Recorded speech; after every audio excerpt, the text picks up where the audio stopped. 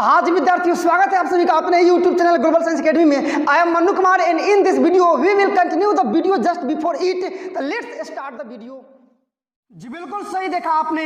इसमें हम लोग करने वाले हैं मिसलेनियस प्रश्नावली एक्सरसाइज, जिसको आप लोग बोलते हैं विविध प्रश्नावली। Class 11th mathematics lesson 1 set समूचे का यह विविध प्रश्नावली। देखिए, ये जो विविध प्रश्नावली है ये बहुत आसान भी है और बहुत कठिन भी है। कोई भी हम लोग स्टेटमेंट बोलते हैं, मेरी बात को अमल में ले लीजिएगा पहले, क्योंकि ये जो मैं बात बोलने वाला हूँ वो बात आपने नहीं सुना तो बहुत ज़्यादा कॉस्टली आपको पड़ जाएगा। ये वाली प्रश्नावली, ये वाला एक्सरसाइज जो कि मिसलेनियस है, बहुत ज़्यादा हार्ड आपको लगेगा। इसलिए 2-4 शब्दों में मेरे से कुछ जान लीजिए जो कि आपके लिए काफ़ी आवश्यक है। किसी भी स्टेटमेंट को कोई भी बोले तो इसके 2 साइड्स होते हैं, एक पॉजिटिव होता है, एक निगेटिव होता है। जैसे कि मैं बोलूँ ऐसे कि जो आस्था है, मंदिरों पर विश्वास है, वह गलत चीज़ है या अंधविश्वास है, तो यह भी मेरा बात कहना पूरी तरह सत्य नहीं है। क्योंकि बहुत सारे ऐसे लोग हैं कि जब उनके लाइफ में जीवन जीने की जो विश्वास है वो खत्म हो जाता है, तो ऐसे कंडीशन पे वे लोग भगवान पर विश्वास रह करके अपने जीवन यापन करते हैं। जीवन जीने का एक साधन मिल जाता है, एक उपाय मिल जाता है। इसलिए यहाँ उसको बेकार कहना बिल्कुल सूटेबल नहीं है। और मैं ये बोलूँ कि सब कुछ यही है, सब कुछ आस्था ही है, भगवान जो चाहेंगे वही होगा, तो ये भी पूरी तरह संगत नहीं है। क्योंकि अब मेनी कंडीशंस में हम लोग देखते हैं कि बहुत सारे लोग, a lot of peoples many condition में क्या होते हैं कि इसके कारण ठगे जाते हैं, या बहुत सारे सिचुएशंस में ऐसा भी होता है कि जो उनको काम करना चाहिए अकॉर्डिंग टू द सिचुएशन या एट द सिचुएशन, वो उस काम को नहीं कर पाते हैं और उस पर निर्भर रह जाते हैं। तो दोनों साइड्स के हो सकते हैं, पॉजिटिव भी हो सकता है, निगेटिव भी हो सकता है। अब डिपेंड योरसेल्फ कि आप कैसे सोचते हैं। और ये तो फिलहाल मेरा थॉट है, कुछ लोग का अलग अलग लोगों का अलग अलग थॉट्स हो सकते हैं, तो ये मेरे थॉट्स हैं। इस प्रश्नावली के लिए मैं बोलूं कि बहुत हार्ड है तो ये भी बात पूर्णतः सूटेबल नहीं है, और बोलूं कि बिल्कुल इजी है तो ये भी बात जो है पूरी तरह से तर्कसंगत नहीं है। रीजन ये है कि इस प्रश्नावली को सॉल्व करने के लिए, मिसलेनियस के प्रत्येक क्वेश्चन को हल करने के लिए आपको पहले से पता होना चाहिए सेट्स के विषय में। सेट्स समूचे, सबसेट, उप समूचे, यूनियन, सम्मिलन, इंटरसेक्शन, सर्वनिष्ठ, relation between union and intersection, मतलब सर्वनिष्ठ और सम्मिलन में संबंध, ये आपको पता होना चाहिए। और इसके अलावा हालांकि इस प्रश्नावली में उसका जिक्र नहीं है, finite sets and infinite sets, मतलब परिमित समुच्चय और ये दूसरा अपरिमित समुच्चय, हालांकि इसका जिक्र इसमें नहीं है। लेकिन जो इसके पहले मैंने 5 टर्म्स आपको बोले, 5 टॉपिक्स बोले, इसका गहन अध्ययन आपके पास होना चाहिए, बहुत बड़ी पकड़ होनी चाहिए, जो कि हम लोगों ने 1.1 में, 1.2 में, 1.3 में, 1.4 में, ऐसे करके 1.5, 1.6 में हम लोग कंप्लीट किए थे। तो चलिए, मेरे कहने का मतलब ये है कि इस एक्सरसाइज में बाकी जो इसके पहले हम लोग 6 एक्सरसाइज पढ़े हैं, उस सारे मैटर्स का कॉम्प्लेक्स है, मतलब वो सारे बात आपको पते होने चाहिए, तब जाकर के इसके प्रत्येक प्रश्न का हल बहुत अच्छी तरह से आप निकाल पाएंगे। तो चलिए, बिना टाइम वेस्ट किए हुए डायरेक्टली हम लोग स्टार्ट करते हैं अपना ये मिसलेनियस एक्सरसाइज, जो कि काफी ज्यादा इंपॉर्टेंट है और पूरे लेसन के सबसे टफ क्वेश्चन। संख्या 1, पहले पढ़िए ये स्टेटमेंट क्या बोल रहा है। तो बोल रहा है कि निम्नलिखित समूचियों में कौन किसका उप समुच्चय है। मेरी बात को एक बार और समझिए। निम्नलिखित समुच्चयों में मतलब नीचे आपका A B C D आपके 4 समुच्चय दे दिए, 4 सेट्स दे दिए गए हैं। आपको इसमें से बताना है कि कौन सा सेट किसका उप समुच्चय है। तो उप समुच्चय का मतलब आप समझ रहे हैं, उसका अवयव बगल वाले के, मतलब इसका सभी अवयव, इसके सभी अवयव बगल वाले के जो समुच्चय है जो है उसमें सब में हो, तो ये वाला उप समुच्चय कहलाता है उसका। ये हालांकि आप प्रश्नावली में पढ़ चुके हैं, तो चलिए हम लोग दिखाते हैं। यही आपका कंडीशन है, A का वैल्यू है, B है, C है, D है। आपको ये बताना है कि इसमें कौन सा समुच्चय किसका उप समुच्चय है, ठीक है ना। चलिए सॉल्व करते हैं। सबसे पहले इसको थोड़ा आप हल कीजिएगा। a इज इक्वल टू ए है क्या, तो x जहाँ x एक रियल नंबर है तथा x square minus 8x plus 12 is equal to 0 को संतुष्ट करने वाली सभी वास्तविक संख्याएं x है, मतलब है, समझ रहे ना। तो इसको हल कर लेंगे, वही a का मान होगा। यहाँ देखिएगा, इसको हल कीजिएगा, एक्स स्क्वायर माइनस 8x और प्लस 12 हल कीजिए ना। इसको लिख सकते हैं ऐसे हम लोग, इसको तोड़ लेंगे, मतलब x square minus 6x minus 2x और प्लस में 12 चलेगा, बराबर 0 है, बराबर 0 है।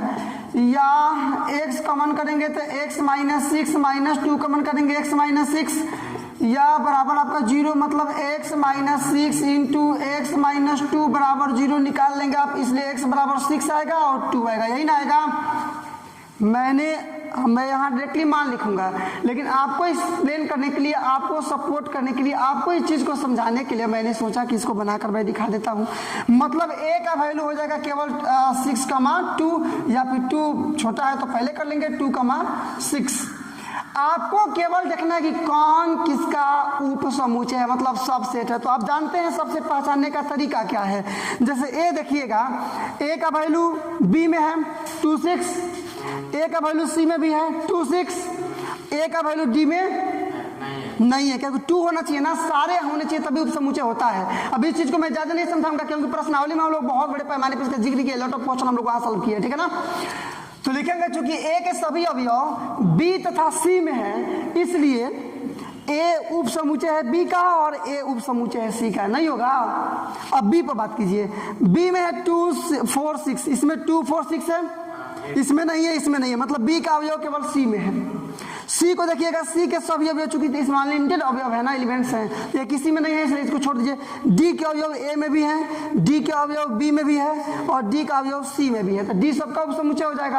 अब इसी चीज को मैं लिख करके आपको दिखाऊंगा। सबसे पहले मैं ये बात लिखूंगा कि चूंकि a के अवयव b तथा c दोनों में है, इसलिए a उपसमुच्चय है b का और c का। लिखेंगे कि चूंकि a के सभी अवयव, a के सभी अवयव किसमें है, b तथा c दोनों में है, मिला लीजिएगा, दोनों में है, इसलिए क्या हो जाएगा आपका, तो ये जो a है वो सबसेट हो जाएगा b का, तथा ये जो है वो सबसेट हो जाएगा c का। बस यही ना, हार्ड है? बिल्कुल हार्ड नहीं है, बहुत आसान है, बशर्ते कि आप चाहें कि मुझको सीखना है।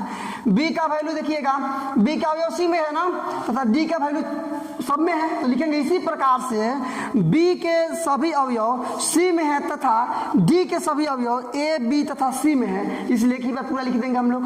लिखेंगे इसी प्रकार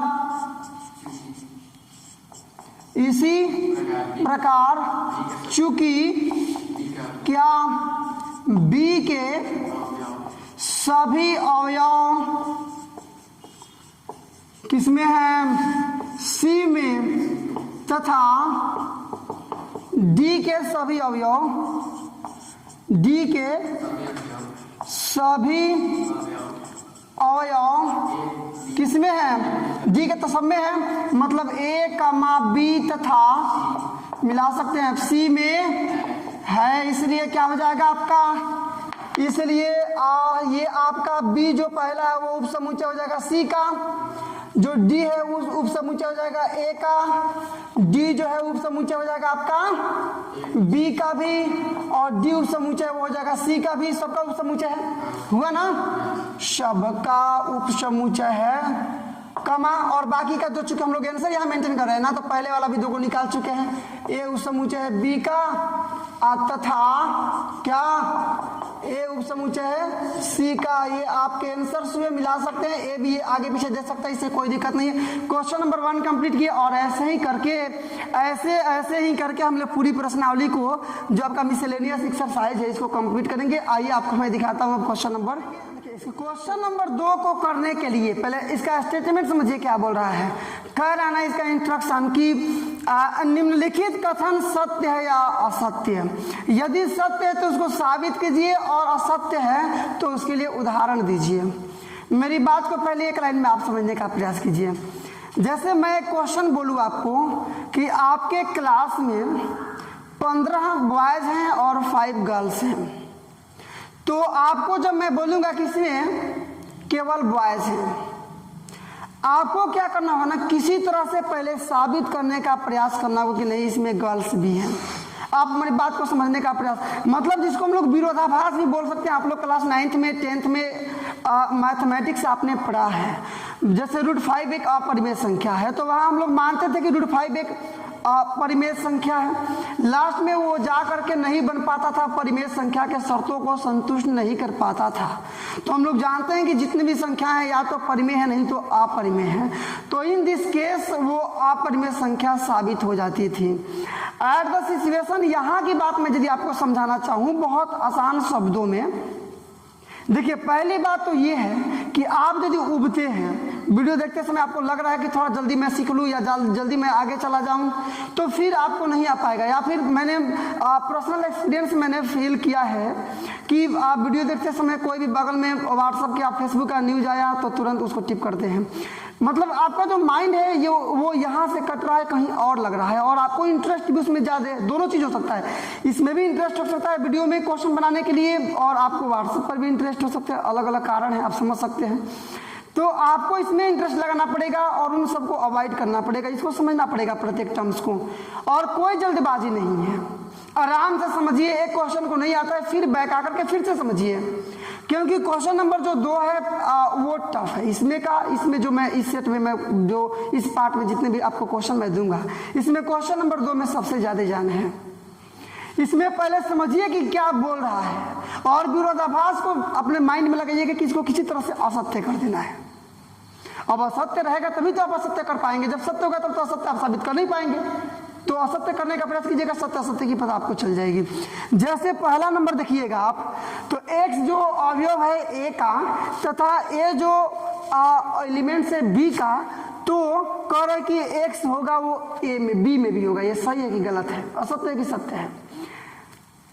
हम लोग प्रयास करेंगे कि प्रत्येक क्वेश्चन में कोई अलग से एग्जाम्पल ले लें, क्योंकि एग्जाम्पल के थ्रू आपको समझाना और आपको समझना और मेरे लिए समझाना दोनों आसान हो जाएगा। जो a है वो एलिमेंट्स है a का, और a के सभी अवयव b में, मतलब a जो है वो एलिमेंट्स है b का, तो x जो है वो एलिमेंट्स होगा b का। ये सही है कि गलत है? एग्जाम्पल देकर के मैं आपको समझाने का प्रयास करूंगा। देखिए सॉल्यूशन की बात अब यहाँ से मान लेते हैं हम लोग a बराबर 1,2 मान लिए ना, तो इसके अनुसार देखिएगा तो a के सभी अवयव b में होना चाहिए ना, मतलब कि b निकालिएगा तो एक तो a वाला होना चाहिए। a का क्या है 1,2 है ना, और इसके अलावा कोई और बगल में ले लीजिए, 3 ले लीजिए। आया बात समझ में? अब एक चीज आपको समझना पड़ेगा, मैंने ये दोनों एक में क्यों लिखा है, तो ये x जो a है ना वो b का सेट है, मतलब b जो देख रहे हैं ना उसमें सेम टू सेम डायरेक्टली इतना चीज होगा, मतलब रोस्टर रूप में 1,2 होगा, तो अंदर आपको रोस्टर रूप में ही 1,2 लिखना है। इसके लिए हम लोग क्वेश्चन भी पहले बना चुके हैं, तो 1,2 अंदर ही ना रखिएगा, अब बगल में 3, मतलब ये समझिए कि कोई एक रोस्टर रूप a हो गया, तो ये a हुआ और ये 3 हुआ, मतलब ये दोनों एक ही में है। यहाँ तो 1 और 2 अलग अलग है, लेकिन यहाँ पर 1 2 एक में है, एक एलिमेंट से। आपको ये चीज समझना पड़ेगा। अब तो आपका ये हो गया।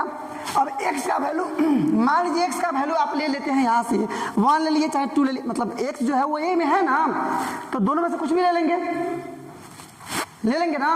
ये काम मैं b का मान इतना इसलिए लिखा हूँ कि इससे कि a का सभी अवयव b में होना चाहिए, इसलिए मैं ऐसा लिखा हूँ। अब x बराबर मान लीजिए आप 1 मान लेते हैं चाहे 2 ही मान लेते हैं, मान लीजिए कि लेते हैं कि माना x बराबर 2 ले लेते हैं, 2 पर देखेंगे ना आप, तो 2 जो है वो 2 अवयव है a का, सॉरी ये 2 अवयव है a का, 2 a में है ना, तो क्या ये 2 b का भी अवयव है? क्या ये 2 डायरेक्टली b में है? नहीं है। देखिए मैं पहले बता चुका हूं कि इसका मतलब ये टोटल एक में है, अलग से 2 नहीं है। ये कोई एक ही चीज है, a का टोटल यहाँ पर एक एलिमेंट्स है, अकेले कहीं इसमें 2 नहीं है, तो लिख देंगे लेकिन अकेले ये 2 इसमें नहीं है। ये बोल रहा है कि x एलिमेंट्स है b का, यदि a में है तो यहाँ तो नहीं है, 2 तो a में है b में नहीं है, मतलब x यदि इसको लिए है ना तो x का अवयव ये b में नहीं है, इसलिए यह क्या है कथन असत्य है, आंसर भी आप मिला सकते हैं, असत्य है। यहाँ भी आपको लिखना पड़ेगा माना कि, एग्जाम्पल देकर के आपको समझाने का प्रयास किया हूँ मैं। माना कि बराबर इतना, पहला नंबर 2। यहाँ बोल रहे हैं कि ए जो है वो सबसेट है बी का, मेरी बात को समझिए, अपील है आपसे, और जो बी है वो सेट है सी का, ये सबसेट है बी का, ये सेट है सी का बी, तो ए जो है वो सेट होगा सी का। सेट मतलब और सबसेट आप समझ चुके हैं। देखिएगा यहाँ पर, यहाँ भी मैं मान करके बना रहा हूँ, लिखेंगे कि माना कि, या लेट आप कर सकते हैं, माना कि। देखिएगा ए जो है ए के सभी, इसका मतलब तो वही ना होगा कि ए के सभी अवयव बी में हैं, मतलब ए बराबर आप ले लीजिएगा 1, 2, सपोज डेट 1, तो बी बराबर, अब बी में कुछ भी लिखिए अकॉर्डिंग टू आप, अब जैसे जो भी लिखिए, लेकिन ये दोनों होना चाहिए, मतलब 1, 2, इसके अलावा 3 ले लिए, 4 भी ले सकते हैं, 6 भी ले सकते हैं, 7 भी ले सकते हैं, इससे कोई मतलब नहीं है। अब इस चीज़ को एक बार और समझिए। यहाँ देखिए ए जो है ना, ये क्यों मैं इतना लिखा हूँ, तो चूंकि यहाँ कारण देख सकते हैं ए सबसेट है बी का, इसलिए मैंने लिख दिया है। ए सबसेट बी का मतलब कि ए के सभी अवयव बी में है, तो ए बराबर 1, 2 है, तो बी बराबर लिखेंगे तो 1, 2 अंदर होना चाहिए, सेम टू सेम। ये हो गया कंप्लीट। अब देखिए बी जो है ना वो सेट है सी का, मतलब निकालिएगा कि पुनः क्या कह रहा है कि बी जो है वो सबसेट है, सेट है सी का, इसलिए सी बराबर मान लीजिए आप मान निकालते हैं तो कुछ भी रखिए लेकिन बी उसमें होना चाहिए। बी का मतलब क्या, बी इतना है ना, मतलब इतना बी होना चाहिए, मतलब 1, 2, 3। सी का मान कुछ भी लिखिए, बगल में मन करे तो 4 लिख दीजिए, कोई दिक्कत नहीं है, 5, 6, 7, 8 कुछ भी लिखिए। इसका मतलब हुआ कि बी जो है वो सेम टू सेम सी में होना चाहिए, तो बी आपका सेम टू सेम इतना बन रहा है ना, तो सेम टू सेम रखें, अलग से एक खोल लिए, और ये आपका रोस्टर फॉर्म में आया ना। अब समझिए ये बोल क्या रहा है, ए जो है वो सी में है, ए का वैल्यू क्या है, ए बराबर 1, 2 है, अकेले एक एलिमेंट्स 1, 2 है, इसमें कहीं भी 1, 2 एगो एलिमेंट्स है नहीं है, क्योंकि 1, 2, 3 ये एक एलिमेंट हुआ, अलग से अकेले कहीं भी 1, 2 इसमें नहीं है। इसका मतलब ये वाला चीज़ नहीं हो पाया, लिखेंगे कि चूंकि अकेले ये वाला मतलब जो ए का वैल्यू है, मतलब 1, 2 इसी में नहीं है, मतलब इसमें नहीं है, क्या है ये, मतलब 1, 2, 3 और 4 में नहीं है, या इसका मतलब ये हुआ, इसका मतलब क्या, ये ए है ना और ये नहीं है, किस में, ये क्या है आपका सी है ना, सी में नहीं है। ये कह रहा था कि है ए है वो सबसे, वो सेट है सी का, लेकिन मैंने साबित किया कि जो ए है वो सेट सी का नहीं है, इसलिए यह कथन असत्य है। यह कथन देखिए अब एकदम असत्य है। एकदम सोचिएगा कि 1 मिनट में हमको सारा चीज़ आ जाए तो वो पॉसिबल नहीं है। धीरे धीरे करके, स्ट्रगल करके, चाह करके, बना करके, टाइम दे करके, अपना माइंड लगा करके, कॉन्सेंट्रेट करके माइंड को, तब कोई चीज़ सीखा जा सकता है, कोई सिखाया जा सकता है। यहाँ बोल रहा है कि यदि जो ए है वह सबसेट है बी का, और जो बी है वो सबसेट है सी का, तो ए सबसेट होगा सी का। ये तो देखने में सही लग रहा है, क्योंकि ए के सभी अवयव बी में है और बी के सभी अवयव सी में है, तो इसका मतलब ए वाले भी तो सी में होंगे ना। एग्जाम्पल देकर के भी आपको समझाया जा सकता है कि सॉल्यूशन, मान लीजिए कि ए बराबर मैं लिख लूँ केवल 1, 2 भी लिख सकते हैं, 3 भी लिख सकते हैं, मतलब अब जो भी लिखें। बी बराबर, तब बी बराबर क्या लिखना पड़ेगा, आप कुछ भी लिखिए लेकिन ए के सभी अवयव बी में होने चाहिए, यही ना। तो कुछ भी बनाइए यहाँ पर, लेकिन 1 आपको रखना पड़ेगा, बी का वैल्यू और कुछ रख लीजिए, मान लीजिए 2 रख लिए, कोई दिक्कत नहीं है। तथा सी बराबर, सी वाले के लिए ये चीज़ आपका कंप्लीट होना चाहिए, मतलब ये बी जो है वो सेट होना चाहिए, सबसेट होना चाहिए सी का, मतलब बी का अवयव सी में होने चाहिए। तो पहले तो बी का अवयव देख लीजिए 1, 2, सी का कुछ भी लीजिए, मान लीजिए ले लिए 3 ले लिए, कोई दिक्कत नहीं है, हो गया ना। अभी तक स्टेटमेंट को, मतलब इन दोनों स्टेटमेंट को पूरा किए, ये वाला केवल 2 ही स्टेटमेंट लिए हैं और ये अपने मन से माने हैं, माना कि अब देखिएगा ए का वैल्यू 1 है तो वो बी में है, इसका मतलब ए जो है वो सबसेट है बी का, जो बी का वैल्यू है वो सी में है, मतलब बी वैल्यू सबसेट है सी का।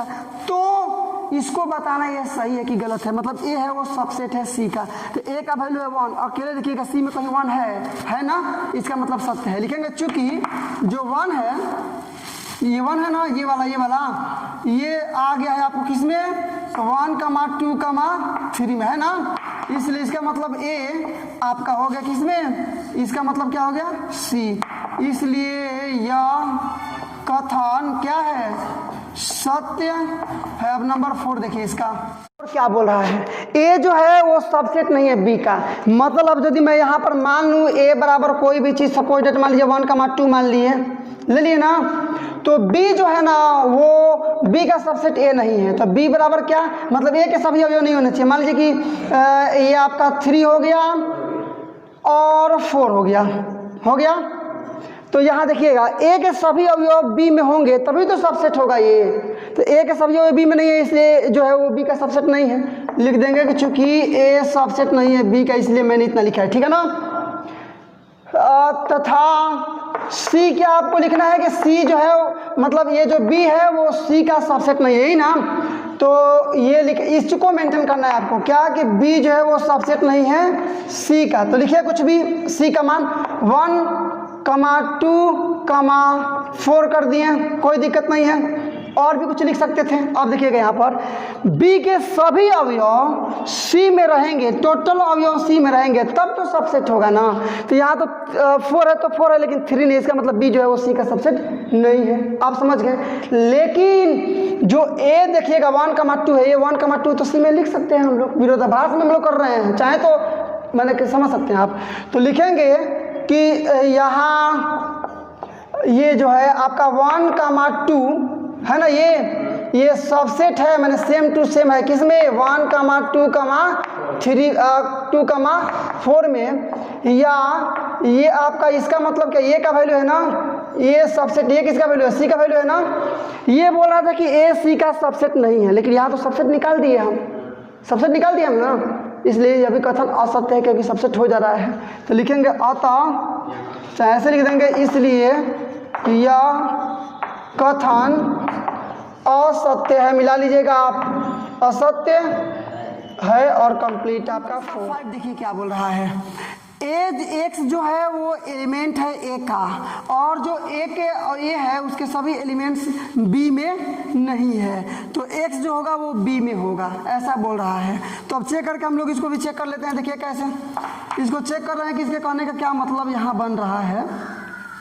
देखिए तो सॉल्यूशन में यहाँ a बराबर मान लेते हैं सपोज डेट 1, 2, ठीक है ना।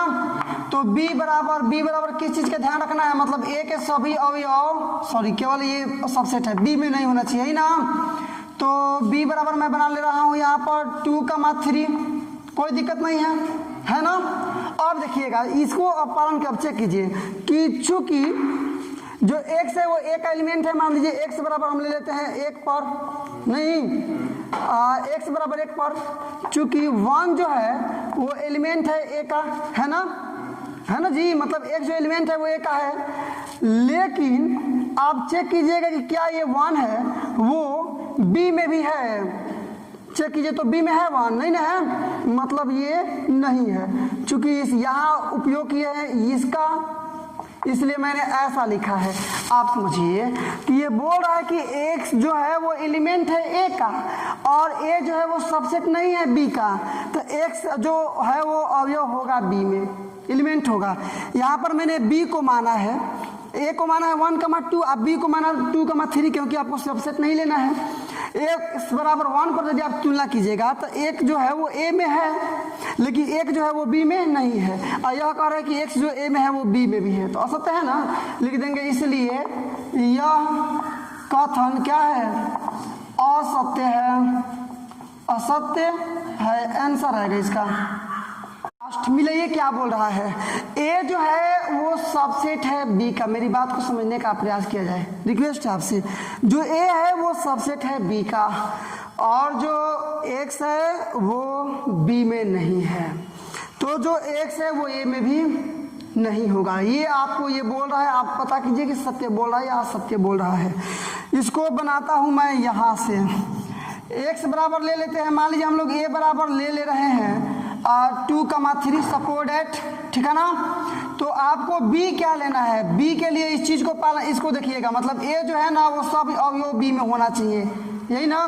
तो b बराबर ले लीजिए 1, 2, 3, 4, आया बात समझ में। ए के जो टोटल अवयव है वो बी में हो गए, उपयोग हो गया ना। अब चलिए कह रहा है कि यदि एक्स बी में नहीं होगा तो वो ए में भी होगा, नहीं होगा। कोई भी चीज़ एक पता, मान लीजिए 5 ले लिए, 5 बी में है नहीं है ना, तो 5 ए में भी तो नहीं है। मतलब x बराबर 5 रखिएगा तो 5 बी में नहीं है तो 5 ए में भी नहीं है। इसका मतलब यह कथन क्या है, सत्य है। तो लिखिएगा इसलिए x बराबर 5 माना, चेक कर लीजिए, ठीक है ना। तो चूंकि 5 जो है वो नहीं है किसमें, 5 जो है यही ना है, 5 जो नहीं है आपका b में ना, तो ये 5 ए में भी तो नहीं है, 5 बी में नहीं, ए में भी नहीं है। मतलब x रखे ना इसको, अरे 5 को x ना मान के बना रहे हैं, जो x है वो नहीं है ए में, इसलिए यह कथन क्या है, पूर्णतः सत्य है, सत्य है। क्वेश्चन नंबर 3 बहुत आसान क्वेश्चन, कोई वेरी डिफिकल्ट मैटर इसमें बिल्कुल नहीं है। आपको दे दिया है कि A union B is equal to A union C. मेरी बात को समझिए, A union B is equal to A union C and A intersection B is equal to A intersection C. तो आपने साबित करना है कि B is equal to C. आपको क्या साबित करना है कि B is equal to C. आप मेरी बात समझ में, देखिए कैसे करेंगे। चूंकि यहाँ पर हम लोग सॉल्यूशन ही बना रहे हैं और दिया क्या है कि A union B is equal to A union C. एक बार और आइए, एक बार और A union B is equal to A union C. क्या हम इधर भी इंटरसेक्शन बी और इधर भी इंटरसेक्शन बी ले सकते हैं? ये फिर से कट जाएगा आपका, कोई दिक्कत नहीं, आ जाएगा पहले जैसा। आइए अब आपको मैं दिखा रहा हूँ। अब यहाँ समझिए, ए यूनियन बी का मतलब क्या हुआ, एक ऐसा समूचे जिसमें ए के भी सभी अवयव हैं और बी के भी सभी अवयव हैं, यही ना हुआ।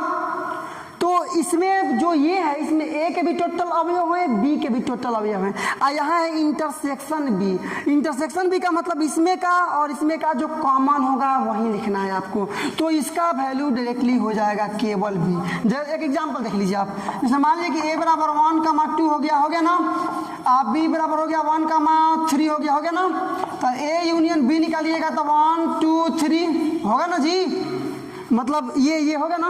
अब इसी का निकाल दीजिएगा ये वाला, मतलब इंटरसेक्शन बी। बी का मतलब क्या आपका ये ना 1,3 यही ना। तो अब वही ना चीज लिखेंगे जो दोनों में कॉमन होगा। तो 1,2 दोनों 3 दोनों में कॉमन है, मतलब ये डायरेक्टली बी का मान। अपनी बात समझ में आई। इसका मतलब कि जिसमें ए के भी अवयव हो बी के भी अवयव हो। इंटरसेक्शन बी का मतलब कि जो अब उभयनिष्ठ होता है, बी का मान है वही ना, इसमें भी उभयनिष्ठ होगा, मतलब केवल बी। और इसको पूरा गुणा कर लीजिए, मतलब ए इंटरसेक्शन बी पहले हो जाएगा, हो गया ना।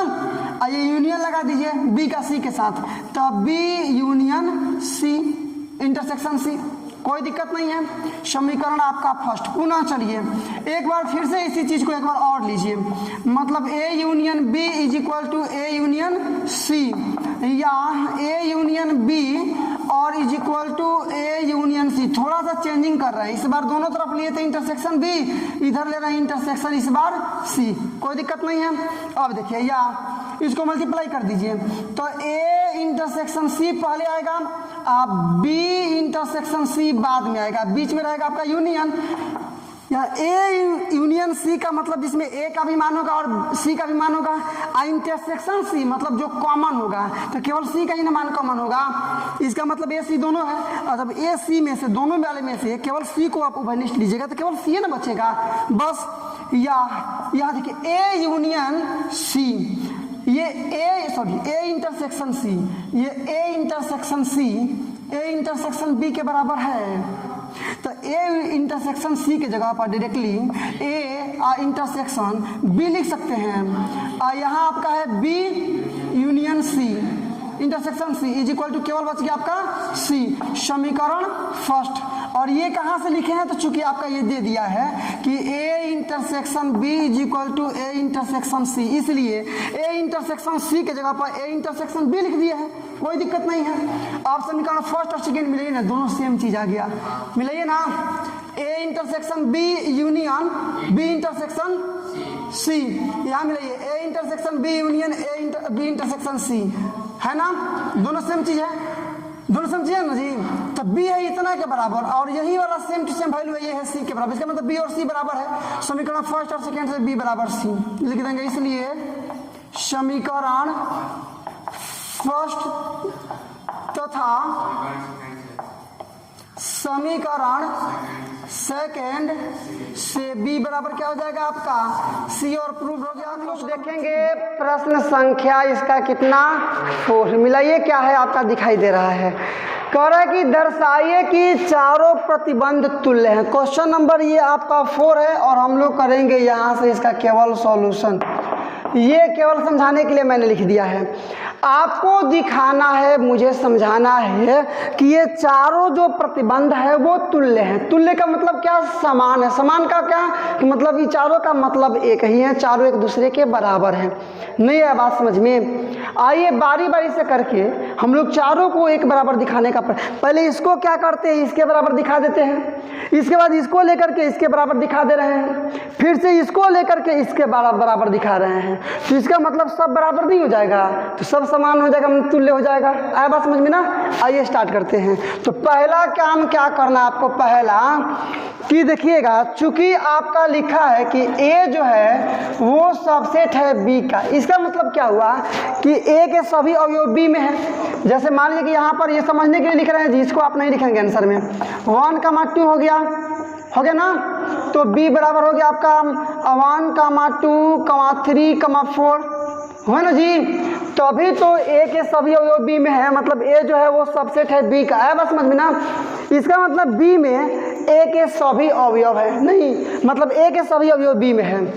इसलिए क्या लिखेंगे, a के सभी अवयव किसमें है, b में है। आप एग्जाम्पल में भी देख सकते हैं और इसका भी मतलब वही हुआ ना। इसलिए ये वाला देखिए a माइनस बी बराबर, a में से b को घटाइएगा, मतलब a में से b को घटाइएगा, मतलब 2, में से आप घटाइएगा यहाँ पर इस सब को, किसको 1, 2 मिला लीजिएगा 3, 4 घटाइएगा ना, 1, 2 खत्म हो जाएगा है, तो यहाँ तो बच क्या जाएगा, क्या बचा, कुछ भी तो नहीं बचा अब। अरे इसको हटा लीजिएगा 1, 2 को, तो कुछ भी तो नहीं बच रहा है, मतलब यहाँ पर हो जाएगा 5। पहला चीज़ कन्फर्म, मैंने पहला से दूसरा आ गया, अब दूसरा से तीसरा लाएंगे। अब दूसरा नंबर में देखिए क्या है जी, चूंकि a minus B is equal to 5 हुआ ना। मैं दोनों तरफ से समझाऊंगा आपको, इसको भी उपयोग करके समझाते जाऊंगा और यहाँ भी आपको समझाते जाऊंगा, ठीक है ना, ताकि आप दोनों तरफ से समझ लें और कॉन्सेप्ट आपका क्लियर। इसका भी मतलब वही होगा कि b में a के सभी अवयव हैं और तभी तो ये 5 आया है, तो इसका भी मतलब वही हुआ कि इसलिए a के सभी अवयव किस में है, b में है। देख भी सकते हैं ये। इसलिए a यूनियन b, मतलब a यूनियन b बराबर, a यूनियन b का मतलब क्या है, एक ऐसा समुच्चय यहाँ पर बनाइए a यूनियन b जिसमें a के भी अवयव हो सब और b के भी, तो सबको अवयव लिखिएगा। तो 1 जो कॉमन होगा उसको एक ही बार लिखते हैं ना, तो 1, 2, 3, 4 1, 2 मतलब 1, 2, 3, 4 ही केवल हो जाएगा, मतलब केवल ये वैल्यू हो जाएगा b के बराबर ही। तो दूसरा से तीसरा नहीं है गया, और लास्ट एक बार और ये तीसरे में चलेंगे और तीसरा से चौथा ला देंगे। क्या है आपका, चेक कीजिएगा, चूंकि a यूनियन b बराबर b, ये चीज समझे ना, a यूनियन b बराबर मतलब a b में a के सभी अवयव हैं, यहाँ भी वही मतलब हुआ। इसलिए a के सभी अवयव किसमें हैं, तो b में है। इसलिए ये निकालिए ना, इसलिए a यूनियन b बराबर, इन दोनों में देख लीजिए ना, यहीं पर देख लीजिए, यूनियन निकालिएगा तो क्या होगा, यूनियन में वही लिखते हैं जो कॉमन रहता है, तो 1, 2 कॉमन है ना, मतलब a कॉमन है। इसलिए आपका a यूनियन b बराबर केवल क्या हो जाएगा, a इंटरसेक्शन, समझिए बात को, a इंटरसेक्शन में वही लिखते हैं, इंटरसेक्शन है माफी चाहते हैं, इंटरसेक्शन का मतलब वही हुआ जो दोनों में कॉमन हो, यही ना। तो यहाँ a इंटरसेक्शन b निकालिएगा तो 1 और 2 दोनों में कॉमन है, तो 1 और 2 मतलब दोनों में कॉमन है का मतलब a ही ना है, इसलिए डायरेक्टली यहाँ a लिख सकते हैं। तो पहला आया दूसरे के बराबर, दूसरे में दूसरा आया तीसरे के बराबर, तीसरे में तीसरा आ गया आपका चौथे के बराबर, तो सब बराबर नहीं हो गया। इसलिए स्पष्ट है कि चारों प्रतिबंध तुल्य है, लिख देंगे अतः इसलिए स्पष्ट है कि चारों प्रतिबंध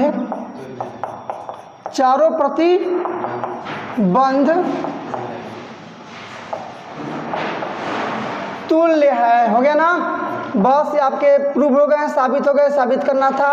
अब नंबर इसका देखिए, का प्रश्न संख्या 5, क्वेश्चन नंबर 5 और इस पार्ट का नंबर लास्ट क्वेश्चन, केवल के 1 से 5 तक हम लोग इसमें रखने वाले हैं। आइए, यहाँ आपको दे दिया है कि जो ए है ना वो उप समूचय है बी का, तो आपको साबित करना है, आपने साबित करना है कि सी माइनस बी सबसेट होगा सी माइनस ए का।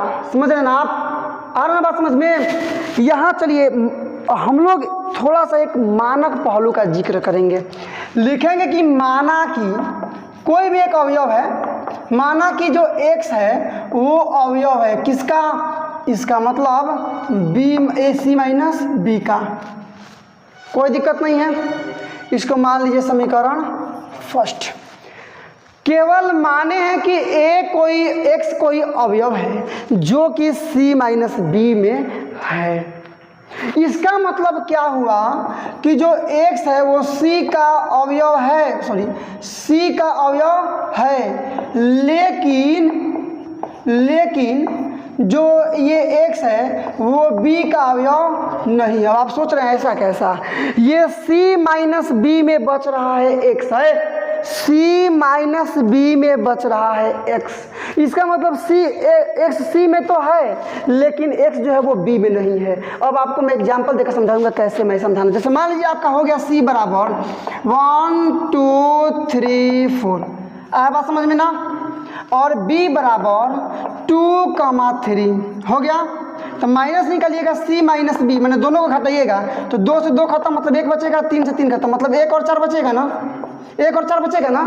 मतलब ये c माइनस बी में मेरे भाइयों वही चीज़ बचेगा जो कि b में नहीं है। समझिए ना आप, इसको घटाने पर इसमें वही चीज़ बच रहा है जो कि b में नहीं है। तो यहाँ भी घटाने के बाद x बच रहा है ना, इसका मतलब जैसे यहाँ 4 देख लीजिएगा तो 4 c में तो है लेकिन 4 b में नहीं है, तभी ये जो 4 है वो अवयव होगा b minus c minus b का।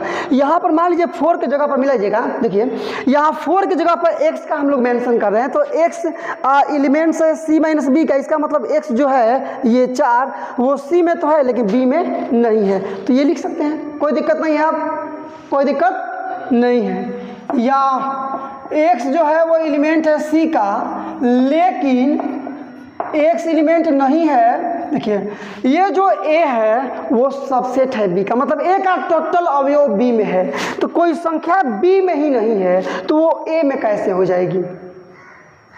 a में जो भी संख्या, मान लीजिए a बराबर यहाँ पर है केवल 2, ठीक है ना, तो जो a है 2 वो तो b में है, मतलब a है वो सबसेट है आपका b का, लेकिन 4 b में ही नहीं है तो 4 a में कहाँ से होगा। इसका मतलब ये जो x है वो a में भी नहीं है। बस बन गया, कोई दिक्कत नहीं है। या x elements c minus B को हम ऐसे लिखे है ना, लिखे ना, तो इसको अब ऐसे लिखना होता, कैसे लिखेंगे, x एलिमेंट यहाँ c यहाँ b यहाँ c यहाँ b है, यहाँ c और यहाँ a, ये लेकिन के माइनस के कारण लेकिन लिखे हैं तो लेकिन के कारण माइनस लगा देंगे।